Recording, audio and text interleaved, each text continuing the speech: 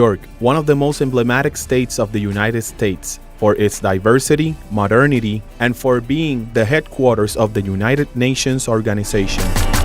From April 24th to May 5th, became the location of the encounter of leaders and representatives of the indigenous peoples and organizations of the world, governments, and institutions of the United Nations to discuss and decide on determining issues for the development and protection of cultural and ancestral rights and identity of the indigenous people. They all gathered during the 16th session of the Permanent Forum of the United Nations on Indigenous Issues.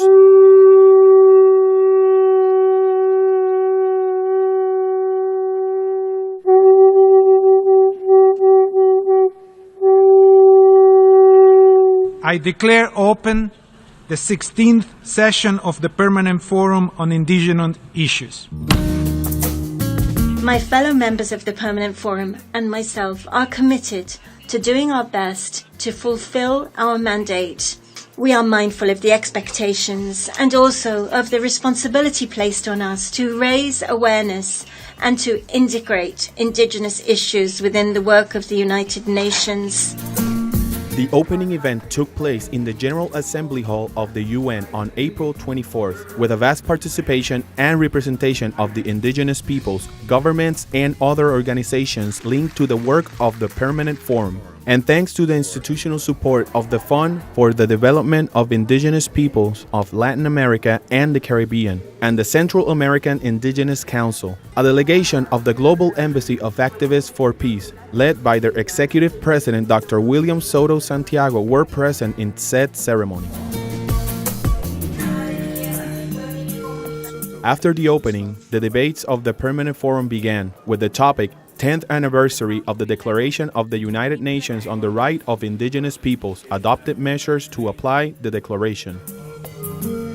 In this act, led by the chair of the Permanent Forum, Dr. Miriam Wallet Abubakar, different representatives from the governments of the world and organizations that represent the indigenous peoples took turns to speak.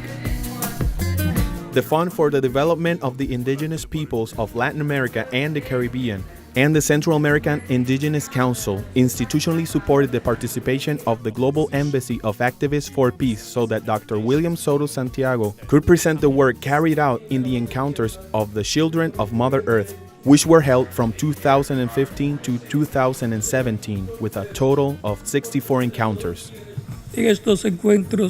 During these encounters of the children of Mother Earth, we were able to gather from their own voices the complaints, proposals, and the joys of being people who live their identity. The results of these encounters nourished the drafting of 4 proposals: the proclamation of the Constitution of the Rights of Mother Earth, the Inter-American Environmental Charter, the International Agreement for the Prevention and Punishment of the Crime of Genocide, and the typification and recognition of cultural genocide and ethnocide.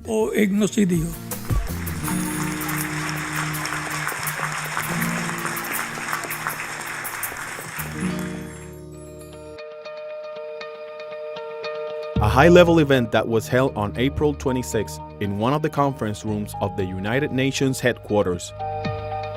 In the event, representatives from the Mexican government, the president of the Directive Council of the FILAC, Pedro Santiago Posada Arango, Mrs. Victoria Talley Corpus, current Special Rapporteur of the United Nations on the Fundamental Rights of the Indigenous People, members of the FILAC Board of Directors and the Central American Indigenous Council were present.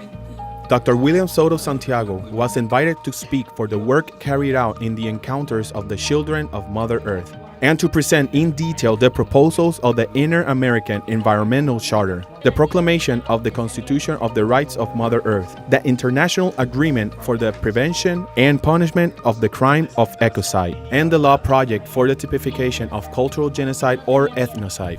The general objective of the encounters of the children of Mother Earth is to promote and establish open spaces of dialogue and reflection on important subjects that were proposed by the indigenous people. On this occasion, they had the opportunity to express and exchange their opinions and proposals on diverse environmental topics, the strengthening of their rights, and on the protection of their cultural identity, understanding, and ancestral knowledge.